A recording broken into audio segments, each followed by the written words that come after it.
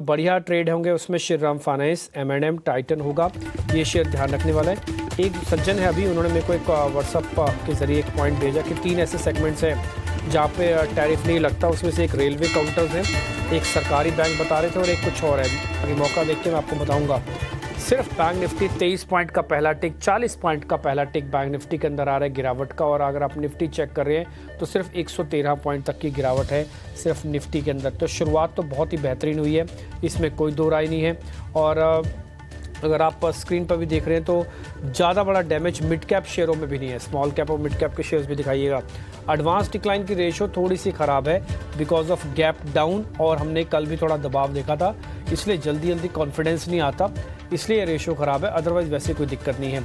India VIX सबसे ज़्यादा आप इसी पे ध्यान रखना। अभी ये 3% ऊपर है, 21 के आसपास है, तो ये ज़्यादा टूटा हुआ नहीं है। ये पॉलिसी तोड़ेगी इसको, थोड़ा सा तो पॉलिसी तोड़ेगी, थोड़ा सा 1-2 दिन में यूएस और चाइना के बीच में जो भी बातचीत होगी, चाहे वो घटाने को हो या फिर और तलखी हो, उसके बाद टूटेगा। लेकिन ये जैसे टूटेगा आपका डैमेज कंट्रोल होना शुरू हो जाएगा। अगर आज आप मेरे से पूछेंगे कि मैं ट्रेड कैसे लूँगा, तो मैं 2 चीज़ों को देख के ट्रेड लूँगा। पहला, इंडिया विक्स आज का हाई बनाने के बाद बढ़े नहीं, और अभी का हाई मैं बता देता हूँ, रिसेंटली जो भी ओपनिंग के साथ ही बना है वो बना है 21/11 का। तो अब 21/11 के बाद ही मैं इसमें और डरूंगा, नहीं तो जैसे से नीचे आता जाएगा मेरा कन्विक्शन हाई होगा। स्टार्टिंग किससे करूंगा? बैंक निफ्टी की कॉल से करूंगा। अगर मैं अभी भी ट्रेड करूंगा तो मैं पहले बैंक निफ्टी की कॉल से ट्रेड लेना शुरू करूंगा। और मेरा ऐसा मानना है कि बैंक निफ्टी की कॉल अगर आप ट्रेड करते हैं तो फिर मार्केट के अंदर आपको थोड़ा बेनिफिट हो सकता है, क्योंकि बैंकिंग आज टैरिफ फ्री, टैरिफ नहीं है बैंक्स पे, ठीक। दूसरा, कवरिंग भी हो रही है। तीसरा पॉइंट, अगर आप और चीज़ देखना चाहें तो दोनों बड़े शेयरों को भी नोटिस करना है, HDFC को और रिलायंस को भी। दोनों के अंदर शुरुआती गिरावट सिर्फ आधे % की है, सिर्फ आधे % की। तो ये भी एक नोटिस करने वाला शेयर बना है। तो आप इन सब चीज़ों पे ध्यान रख सकते हैं। मैं ज़रा ओपनिंग के शेयर्स भी आपको बता दूं कौन कौन सा आज लीडरशिप ले रहा है, फिर मैं कुछ और चीज़ों को भी आपको नोटिस कराऊंगा जैसे जैसे मेरे को दिखती जाएंगी। देखो, पावर ग्रिड आया 1.5%, कल अनवाइंडिंग का प्रेशर था, आज सामने निकल के आया, तो ये बढ़िया चल सकता है, ये बात ध्यान रखना। दिखाना स्क्रीन पर पावर ग्रिड को भी। HUL डिफेंसिव शेयर है, M&M, नेस्ले 2 और शेयर है जहाँ पर आपको शुरुआत में हरा निशान दिखेगा। नुकसान कहाँ पर है? डॉक्टर रेड्डीज, थोड़ा बहुत इन्फोसिस पे, विप्रो पे, HCL टेक पे, टेक महिंद्रा पे। तो 2 चीज़ें बहुत क्लियर हो रही है कि IT वाली प्रॉब्लम्स अभी भी हैं। और दूसरा, अगर IT की प्रॉब्लम है तो बैंक निफ्टी पे हल्का दबाव रहेगा, बट बैंक निफ्टी रिकवर करने के चांसेस काफ़ी ज़्यादा रखता है, कवर कर भी सकता है। ऑप्शंस ट्रेडर्स आर एक्टिव रहना 10 बजे के बाद से ही, क्योंकि 27 मिनट के बाद मिस्टर गवर्नर अपनी बात रखेंगे, तो थोड़ा आपको तैयार रहना। हीट मैप वगैरह स्क्रीन पर दिखाते जाओ, और कुछ जो भी चेंजेस होंगे वो मैं आपके स्क्रीन पर बताता भी जाऊँगा। आप अपनी स्क्रीन पर देख रहे हो, सिर्फ बैंक निफ्टी में गिरावट अभी 40 पॉइंट की रह गई है, और इसी से ही आपको शुरुआत करनी है अगर आप कभी करना चाहें, क्योंकि आज पॉलिसी का भी इम्पैक्ट डे रहेगा। और जो शेयर हैं जैसे कि जो थोड़े मिड कैप कैटेगरी में आते हैं, उसमें गोडफ्रे फिलिप्स 4% ऊपर है, RK फोर्जिंग जैसे शेयर्स भी ऊपर आएंगे। और जहां पर आज थोड़ा नुकसान है उसमें ग्लैंड फार्मा, LT फूड जैसे शेयर्स हैं। इंडिगो, ज़्यादातर एक्सपर्ट्स पिछले 3-4 दिन से ट्रेड दे रहे हैं। आज भी सहज ने पहला शेयर इंडिगो ही बताया, वो अपने साल का हाई टेस्ट कर रहा है। ये कुछ mid cap small cap shares आपकी स्क्रीन पर हीट मैप के जरिए आपको देखते हुए दिख रहे हैं, तो ये सब चीज़ें नोटिस करने वाली हैं। अब 1 मिनट के लिए हीट मैप से ज़रा बाहर निकलिएगा, और 2-4 शेयर जिनके मैं बारे में अभी आपको बता रहा हूँ, सिर्फ उसको फायर कीजिएगा, थोड़ा दिखाइएगा। मैं शुरुआत में जहाँ पे बहुत पॉजिटिव डाटा बन रहा है ना, वो सारी चीज़ आपको नोटिस करवाता हूँ जहाँ पे बहुत पॉजिटिव डाटा बन रहा है, ठीक है। एक आप दिखाना बर्जर पेंट, स्क्रीन पे दिखाओ अलग अलग शेयर, और ये सब नोट कर लेना। हाँ, आप कॉपी पे लिख लो भले आप। बर्जर पेंट के अंदर शुरुआती आंकड़ा काफ़ी अच्छा बन रहा है, तो आज एक प्ले दे सकता है ये।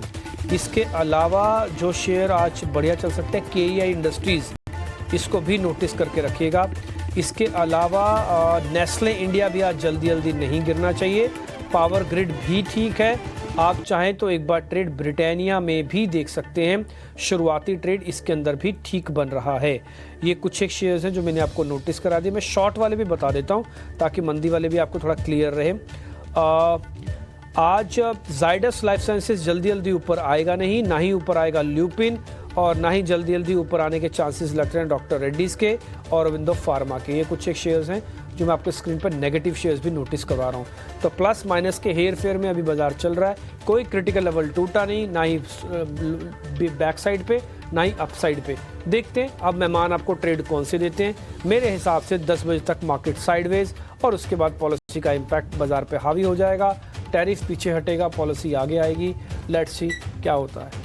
अब मैं अपने सहयोगियों के पास चलता हूं ताकि वो क्वेश्चंस पूछ सकें। एक्सपर्ट से उनके ट्रेडिंग बेट्स जान लेते हैं। सहज अग्रवाल, शुरुआत आपसे करेंगे। एफएमसीजी पर आपका पॉजिटिव नजरिया भी था बाजार खुलने से ठीक पहले, बताइए कौन से स्टॉक्स है इस वक्त आपके रेडार पर? जी, इस प्राइस पे मुझे लग रहा है हिंदुस्तान यूनिलीवर एक ब्रेकआउट स्ट्रक्चर में है। काफी समय से ये आपका 2280 2290 के लेवल को क्रॉस नहीं कर पा रहा था और अभी वो लाइव प्राइस में 2312 के आसपास ट्रेड कर रहा है। तो इस स्टॉक में मैं एक पॉजिटिव ट्रेड लेने की सलाह दूंगा। आप इसमें स्टॉप लॉस 2275 का मेंटेन कीजिए और ऊपर की तरफ में इसमें हम 2350 2360 तक का टारगेट एक्सपेक्ट कर सकते हैं। तो हिंदुस्तान यूनिलीवर काफी बेहतरीन सेटअप लग रहा है शॉर्ट टर्म ट्रेडिंग के अपॉर्चुनिटी के पर्सपेक्टिव से। ठीक है, HUL पर फोकस है सहज की तरफ से एक स्टॉक का। किरण, आपकी तरफ से कौन सा स्टॉक होगा, कौन से स्टॉक्स होंगे रेडार पर? हमारे तरफ से ऑटो सेक्टर के ऊपर हम ध्यान दे सकते हैं। कल भी हमने डिस्कस किया था Hero MotoCorp and Bajaj auto.